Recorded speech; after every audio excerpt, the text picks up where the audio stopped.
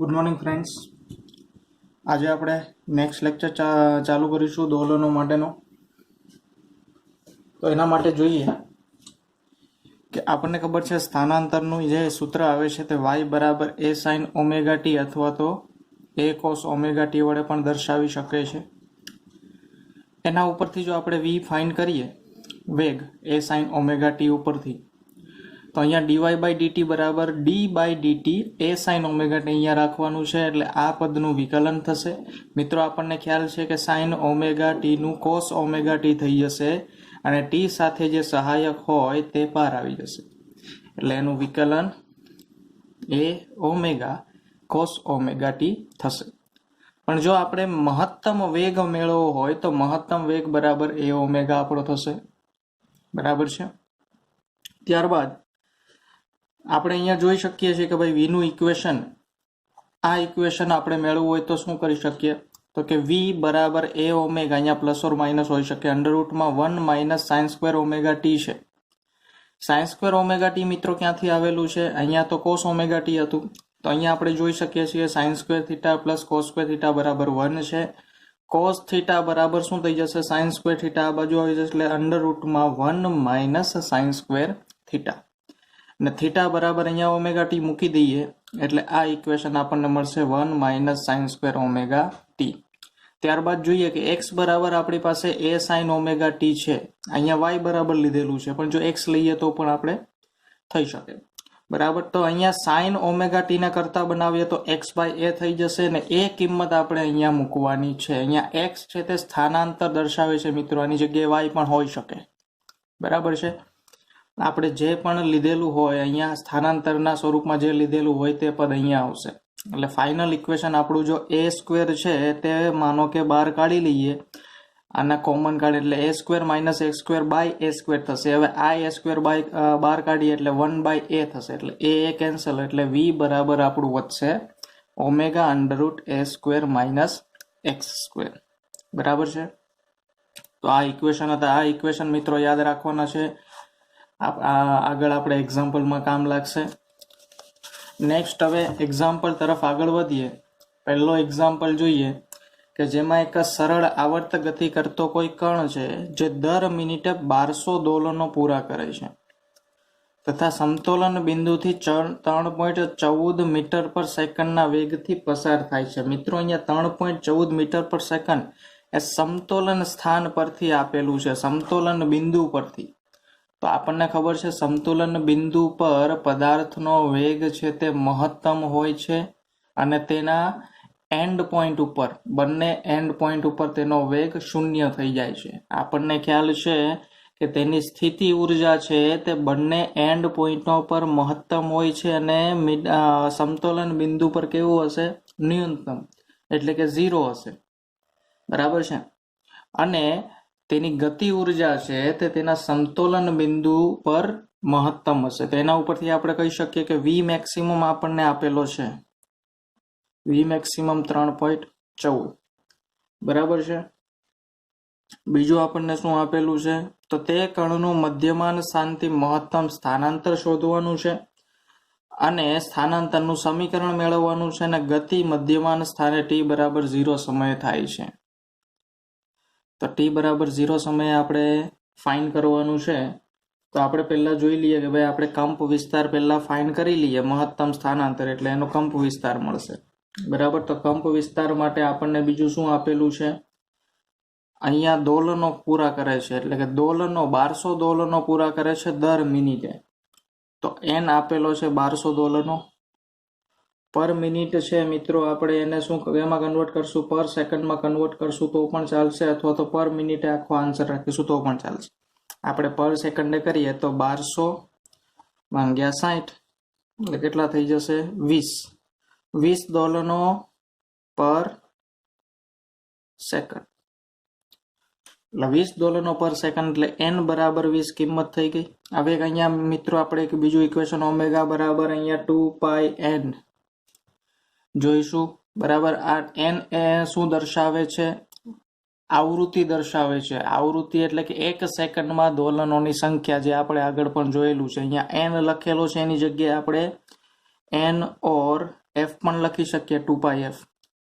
અને આ ક્યાંથી આવેલું છે? એફ બરાબર 1/t.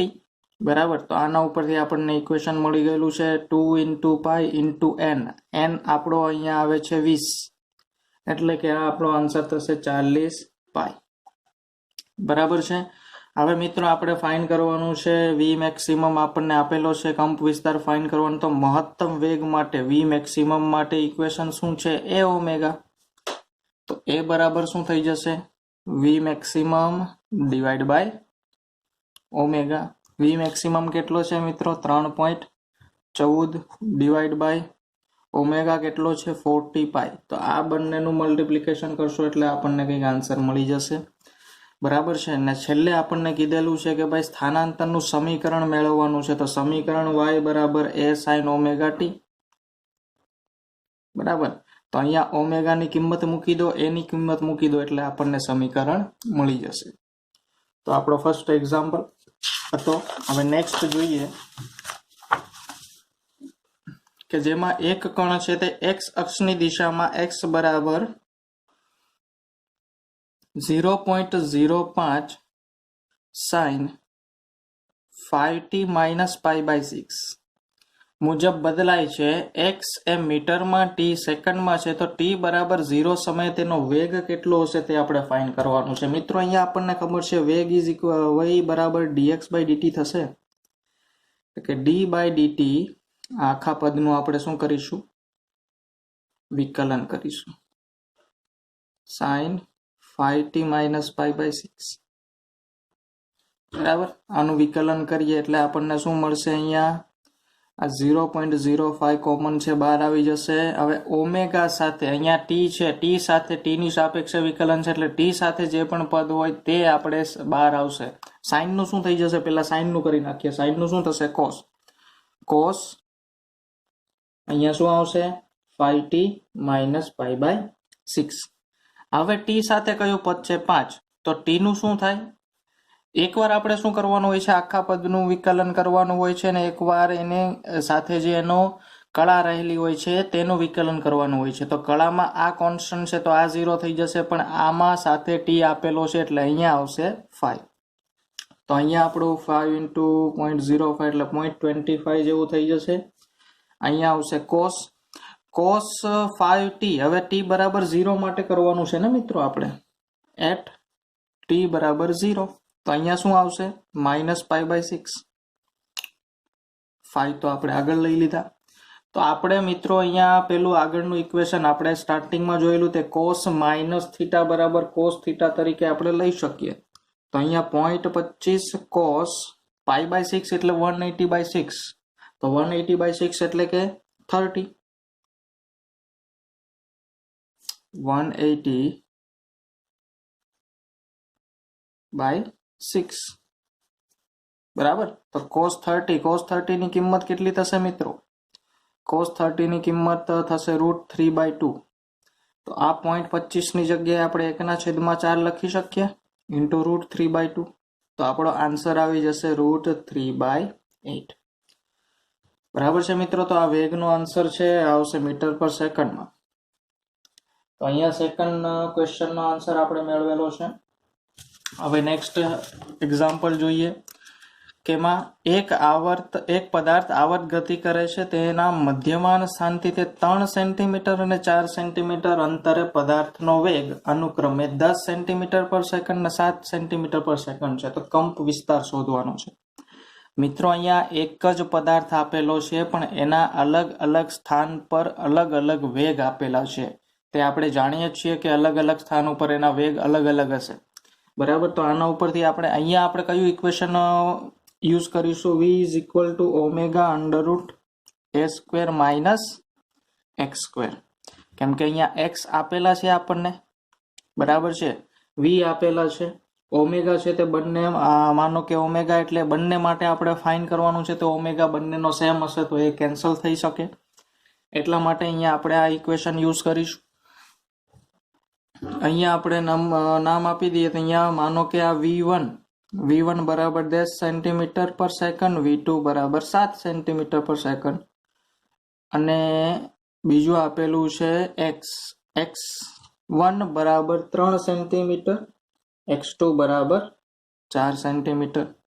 ઇક્વેશન લખી દઈએ તો v2 બાય v1 બરાબર ઓમેગા. ઓમેગા તો બધાનો સેમ જ રહેવાનો છે, એ પણ બંને પદાર્થનો સેમ જ રહેવાનો છે. a square minus x2 square divide by omega under root a square minus x1 square. Omega omega cancel થશે, v2 ને v1 ની કિંમત આપણે મૂકી દઈએ ને આ બંને અંડર રૂટ છે તે આ બાજુ લઈ આવી શકીએ ને આપણે. તો અહીંયા v2 કેટલો છે આપણો? v2 7, 7 નો વર્ગ છેદમાં v1 10 નો વર્ગ બરાબર અહીંયા લખી શકીએ a સ્ક્વેર માઇનસ x2 કેટલો છે? 4 નો વર્ગ 16 ડિવાઈડ બાય અહીંયા a સ્ક્વેર માઇનસ x1 કેટલો છે?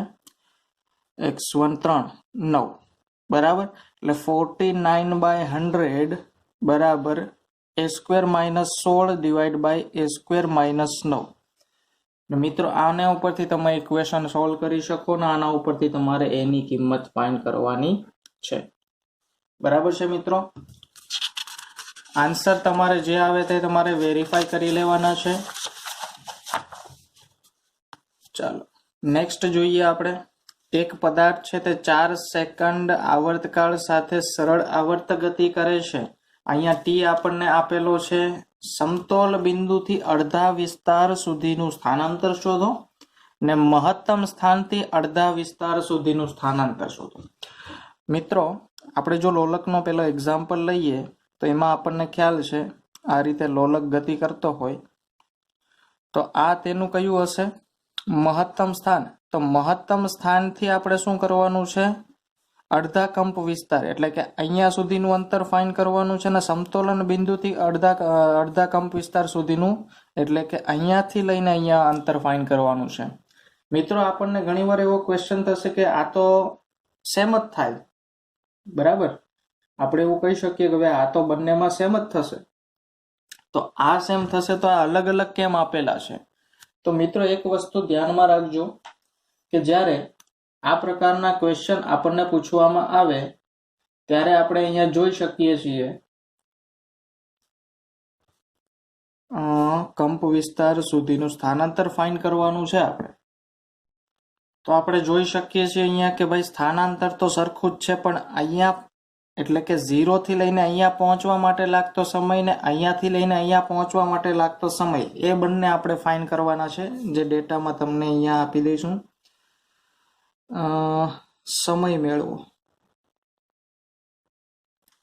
સમતોલન બિંદુથી અડધા કંપ વિસ્તાર સુધીનો સ્થાનાંતર માટેનો સમય અને મહત્તમ સ્થાનથી અડધા કંપ વિસ્તાર સુધીનો સ્થાનાંતર માટેનો સમય બરાબર છે. તે બંને આપણે ફાઇન્ડ કરવાના છે. મિત્રો એક વસ્તુ યાદ રાખજો કે જ્યારે આપણે આ ગતિની એટલે કે દોલક જ્યારે ગતિની શરૂઆત એ મહત્તમ કંપ વિસ્તારથી કરતો હોય, મહત્તમ કંપ વિસ્તાર, ત્યારે આપણું equation a cos omega t આવશે. જે આપણે જોઈ શકીએ છીએ કે મહત્તમ કંપ વિસ્તાર માટે એટલે કે શરૂઆત કરતો હોય તો t બરાબર 0 થશે. તો અહીંયા t બરાબર 0 મૂકીએ તો cos 0 તમારું 1 થઈ જશે. તો આવશે આન્સર a. એટલે કે મહત્તમ કંપ વિસ્તારથી શરૂઆત કરે છે ત્યારે a cos ઓમેગા t વાળું ઇક્વેશન મૂકવાનું છે. અને જો સમતોલન બિંદુથી શરૂઆત કરતો હોય પદાર્થ તો શું આવશે? a sin omega t. અહીંયા આપણે જોઈ શકીએ કે સમતોલન બિંદુથી જ્યારે શરૂઆત કરે તો t બરાબર 0 એ સમતોલન બિંદુ પર તેનું સ્થાનાંતર 0 થશે ને. તો આમાં જોઈએ 0 થાય છે તો કે હા, t બરાબર 0 મૂકીએ તો sin 0 0 એટલે કે આ આખું પદ થઈ જશે 0. સ્થાનાંતર કેવું થશે? 0. બરાબર. એટલે જ્યારે મહત્તમ કંપ વિસ્તારથી શરૂઆત કરતો હોય ને સમતોલન બિંદુથી શરૂઆત કરતો હોય તેના ઉપર પણ આ ઇક્વેશન ડિપેન્ડ કરે છે. તો પહેલા આપણે લઈએ કે ભાઈ સમતોલન બિંદુથી કરે છે તો સમતોલન બિંદુ માટે કયો આવશે આપણું? y બરાબર a sin ઓમેગા t. તો સમય કેના માટે જોઈએ છે? અડધા કંપ વિસ્તાર માટે. તો આને આપણે y બરાબર a/2 લખી શકીએ. આપણો કંપ વિસ્તાર એટલે કે સ્થાનાંતર કેટલું હશે? અડધું કંપ વિસ્તારથી. તો અહીંયા બરાબર a, અહીંયા આવશે sin ઓમેગાની કિંમત કેટલી થશે મિત્રો? ઓમેગા બરાબર શું થાય? 2π/t. t આપેલો છે આવર્તકાળ આપણને 4 સેકન્ડ. તો અહીંયા થશે 2π/4 એટલે કે π/2. જે કિંમત અહીંયા આપણે મૂકવાની છે sin π/2 * t. બરાબર છે. હવે મિત્રો આ એ કેન્સલ કરી નાખીએ. સાઇન છે તે આ બાજુ લઈ આવીએ તો સાઇન ઇનવર્સ 1/2 થઈ જશે બરાબર π/2t. મિત્રો આ કદાચ બધાને ખ્યાલ હશે સાઇન ઇનવર્સ π/2 એ કેની કિંમત છે તો કે sin 30 ની. sin 30 ને આપણે કઈ રીતે લખી શકીએ π/6 લખી શકીએ તો અહીંયા π/6 લખી દઈશું બરાબર π/2 * t લખશું. π કેન્સલ તો અહીંયા t બરાબર 2 અહીંયા જશે એટલે કે 1/3 સેકન્ડ.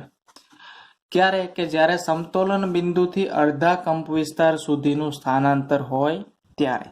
બરાબર છે. તો એના માટેનો સમય મળી ગયો. હવે બીજો આપણે મહત્તમ સ્થાનથી અડધા કંપવિસ્તાર માટે સુધીનું સ્થાનાંતર માટેનો સમય ફાઇન્ડ કરવાનો છે. તો એના માટે આપણે ઇક્વેશન લઈશું y બરાબર a cos ઓમેગા t. મિત્રો અહીંયા પણ જોઈ શકાય છે y બરાબર a/2 મૂકવાનું છે. અહીંયા a આવશે cos ઓમેગા કેટલો આવશે 2π/t એટલે કે π/2 * t. a cancel. અહીંયા પણ cos ઇનવર્સ 1/2 બરાબર π/2 * t. મિત્રો અહીંયા cos ઇનવર્સ 1/2 એ cos 60 ની કિંમત છે એટલે 60 ને લખવું હોય તો π/3 વડે દર્શાવી શકાય બરાબર π/2 * t. π કેન્સલ તો t બરાબર આપણો આન્સર આવશે 2/3 સેકન્ડ. તો મિત્રો આ વસ્તુ યાદ રાખજો. મહત્તમ કંપ વિસ્તાર માટે ક્યાંથી શરૂઆત કરીએ છીએ આપણે અને સમતોલન બિંદુ માટે ક્યાંથી શરૂઆત કરીએ છીએ. નેક્સ્ટ આપણે જોઈએ એક કણ છે તેને સરળ આવર્ત ગતિનું સમીકરણ y બરાબર 10 sin 6t + π/3 એ y એ મીટરમાં આપેલો છે અને t છે તે સેકન્ડમાં છે. તો પ્રારંભિક સ્થાનાંતર અને વેગ ફાઇન્ડ કરવાનું છે. પ્રારંભિક સ્થાનાંતર મિત્રો ક્યારે હશે t બરાબર 0 સમયે ને. તો y નું ઇક્વેશન એઝ ઇટ ઇઝ મૂકી દઈએ y બરાબર 10 sin 6t + π/3.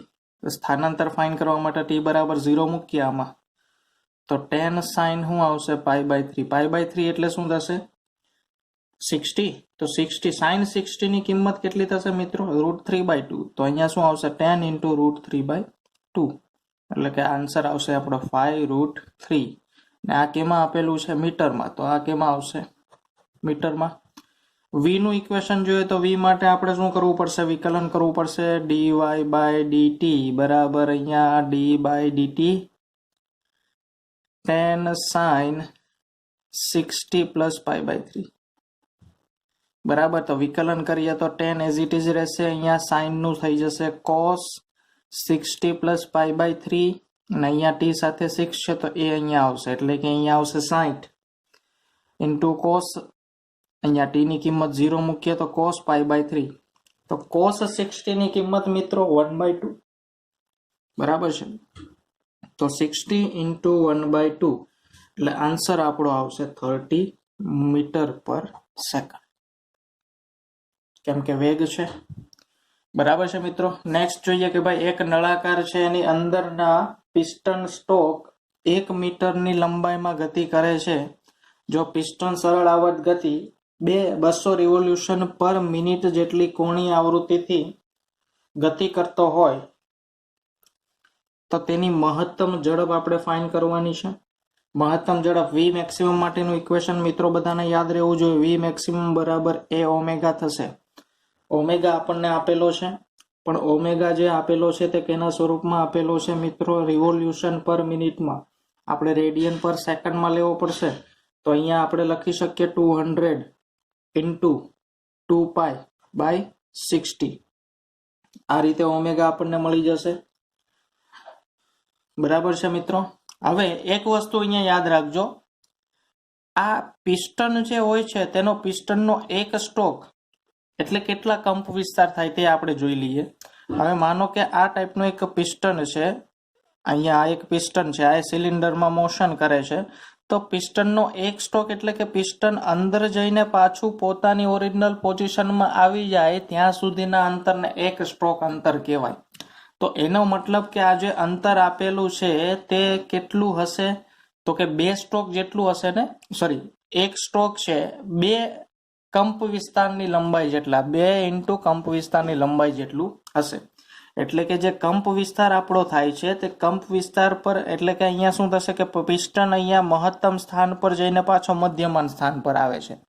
એનો મતલબ કે 2a જેટલું તેને ડિસ્ટન્સ કાપેલું છે, એટલે અહીંયા આપણે લખી શકીએ 2a બરાબર 1 મીટર. તો a બરાબર 1/2 મીટર થઈ જશે. બરાબર છે. હવે અહીંયા ઇક્વેશન મૂકીએ, v મેક્સિમમ બરાબર a ઓમેગા, એની કિંમત 1/2 ઓમેગા 200 × 2π/60. એટલે અહીંયા જે આપણને આન્સર મળશે તે મીટર પર સેકન્ડમાં મળી જશે. તો મિત્રો આજે અહીંયા આપણે આપણું લેક્ચર પૂરો કરીએ છીએ. નેક્સ્ટ લેક્ચરમાં આપણે બીજું બિગિનર બોક્સ જોઈશું. Thank you.